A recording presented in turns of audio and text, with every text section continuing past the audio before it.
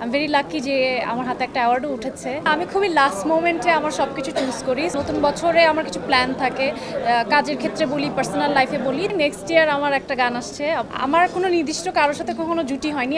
নতুনদের থেকে আমাদেরও অনেক কিছু শেখার আছে। খুবই ভালো লাগছে যেহেতু আমাদের জার্নালিস্টদের সাথে সবসময় কাজ করা হয় বছর মানে সারা বছর ধরে। তো জার্নালিস্টদের একটা এরকম একটা প্রোগ্রামে অ্যাটেন্ড করতে পেরে আমার খুবই ভালো লাগছে এবং ডেফিনেটলি সেখানে আজকে আমি পারফর্মও করছি একটু পর। I little nervous about that এবং সেই সাথে আই ভেরি লাকি যে আমার হাতে একটা অ্যাওয়ার্ডও উঠেছে। তো সব কিছু মিলে সবার সাথে দেখা হচ্ছে, ইটস ভেরি নাইস, অ্যামেজিং। কাজের ব্যস্ততা আপাতত আসলে বছরের শেষটা আমি চেয়েছিলাম একটু নিজের মতো করে সময় কাটাতে, because through out the year অনেক কাজ করা হয়েছে। তো এখন আসলে এই বছরটাই আপাতত আর কোনো কাজ রাখিনি।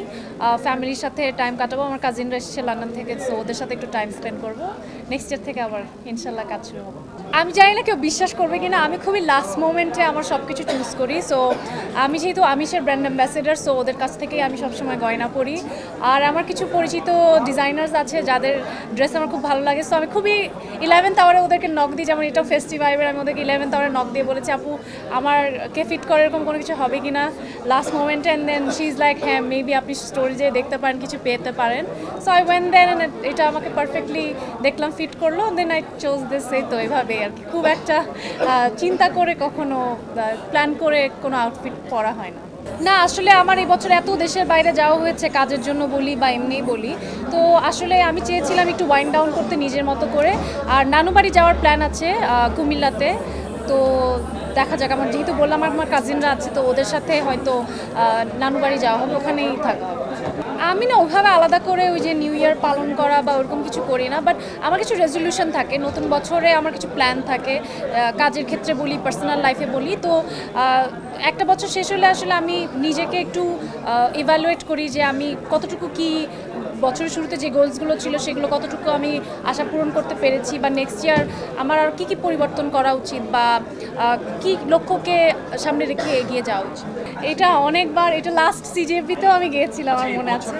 তো বছরের শেষে এসে আসলে আমি একটা নতুন খবর দিতে চাই, নেক্সট ইয়ার আমার একটা গান আসছে আবার। সো ওইটা নিয়ে খুব এক্সাইটেড, ওটার প্ল্যানিং করছি আপাতত। সো আশা করছি বছরের শুরুতে ওই গানটা আপনার শুনতে। না ওইটা এবার তাসিম ভাইয়ের সাথে না, বাট ওইখানেও একটা চমক আছে। সিনেমা নিয়ে স্পেসিফিক চিন্তা বলতে ডেফিনেটলি খুব ভালো ভালো সিনেমা তো হচ্ছে এখন। তো আমার যদি কাছে এরকম ভালো সিনেমা আসে আমি অবশ্যই করতে চাই। আর নেক্সট ইয়ার ডেফিনেটলি আমার একটা সিনেমার প্ল্যানিং হয়েছে, যেহেতু প্রতিবার প্ল্যানিং পর্যন্ত যে এরপর আর কখনো ভালো কোনো খবর দিতে পারি না। সো এবার শুটিং ফ্লোরে না যাওয়া পর্যন্ত আমি কোনো কিছু নিয়ে কথা বলতে চাই না। আসলে আমার একটা জিনিস আমি শুনি আমার ব্যাপারে, সেটা হচ্ছে যে আমার কোনো নির্দিষ্ট কারোর সাথে কখনো জুটি হয়নি। আমি মানে সিনিয়র জুনিয়র সবার সাথে একচেটিয়া কাজ করে গিয়েছি, এখনও যাচ্ছি। ইনফ্যাক্ট সেদিনও একটা নতুন ছেলে প্রান্তর, ওর সাথে আমার কাজ হয়েছে। তারপর আমি সবসময় চাই যে যারা একটু ট্যালেন্টেড বা যাদের সেই স্পেসটা দরকার, যদি আমার দ্বারা একটু তাদের হেল্প হয়, ডেফিনেটলি আমি যখন নতুন এসেছিলাম আমার সিনিয়ররা আমাকে অনেক হেল্প করছে।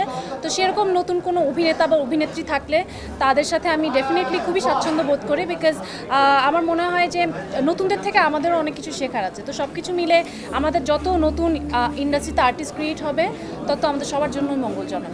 ভাইয়া সেরা তো খুবই আপেক্ষিক, সেরার সংজ্ঞা এক একজনের কাছে এক এক রকম।